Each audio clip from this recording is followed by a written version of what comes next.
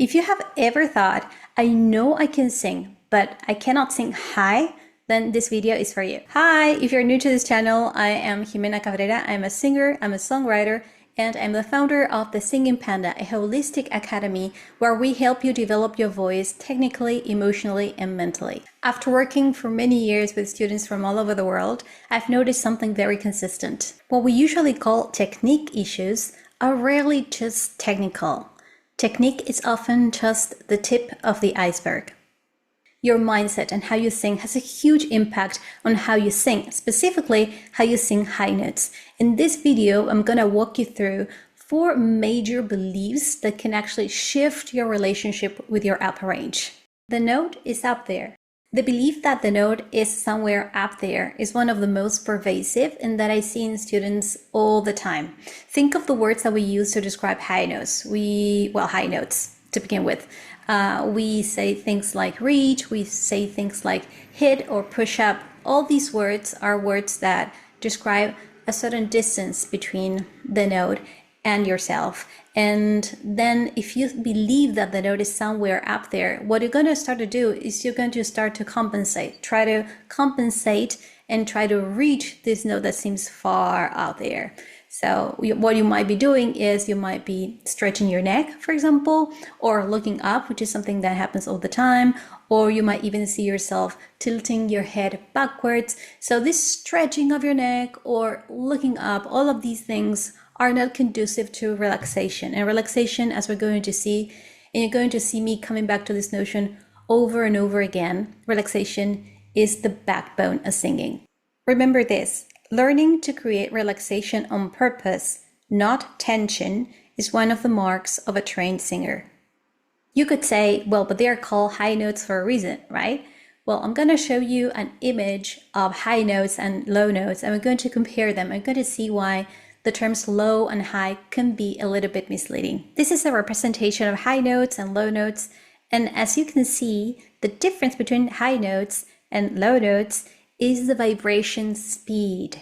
As you can see, nothing is traveling upward in space. A high note simply means that the sound wave is traveling faster, that is, it's vibrating more times per second. We use spatial language to describe pitch, but actually what changes is speed. So for those of you who are more left brain oriented, who are more logical in the way in which you approach learning, this way of looking at high notes can really make a difference. From a physiological point of view, nothing dramatic is happening either. The only thing that's happening is that your vocal folds are vibrating faster when you're singing higher notes. They're closing and opening more times per second. That's all. What's really happening here is that music is actually abstract. So we try to use spatial language to try to understand it better, to try to describe it, but sometimes that gets in the way of relaxation in the case of singing. When we try to describe high notes as actually being high somewhere floating above our head. So if you're really going to start to use spatial language, let's do so intentionally to try to use it in a way that doesn't hinder our freedom when we're singing. So something that you can use is this. It's not a mountain, it's a meadow.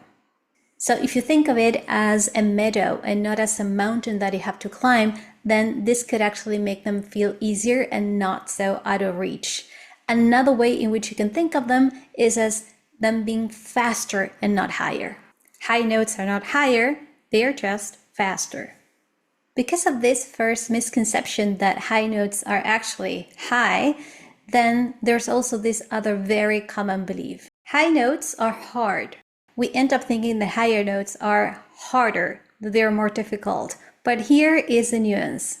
Higher notes are not actually more difficult to sing. They are simply less forgiving.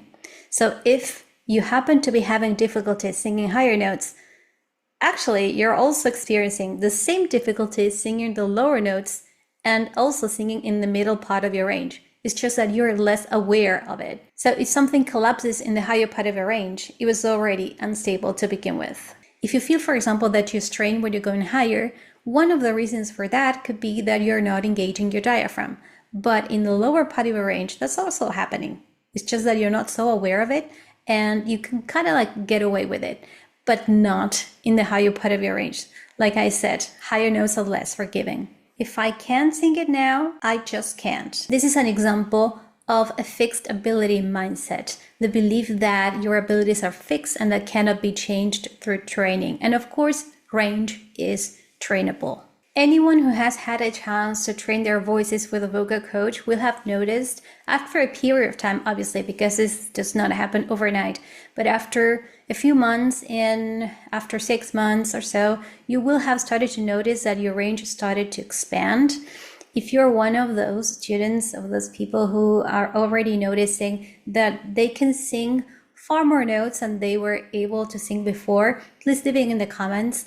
This will be very helpful for those who are beginning their training or haven't had training yet, so they can start to imagine what a difference training their voices can make and how basically their abilities are not fixed and how training can help you sing all the notes that you can potentially sing and that are there ready for you to experience. I remember how frustrating it felt for me before taking singing lessons, before I started to train my voice a long time ago, how frustrating it felt when I wanted to go higher into my range and I felt that I was straining my voice and I didn't quite know why, what was causing it.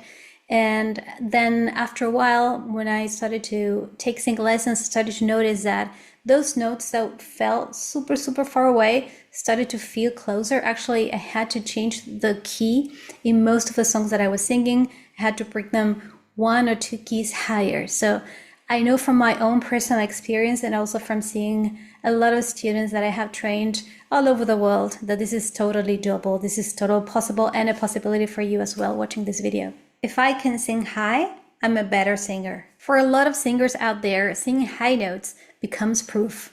Proof that you can sing, proof that you're talented, that you are worth it, proof that you belong. And this is very important. Why? Because relaxation, as we said, is the backbone of singing technique. If you're feeling that you have to prove your worthiness through singing, how relaxed are you going to really be feeling? That is why this is very important.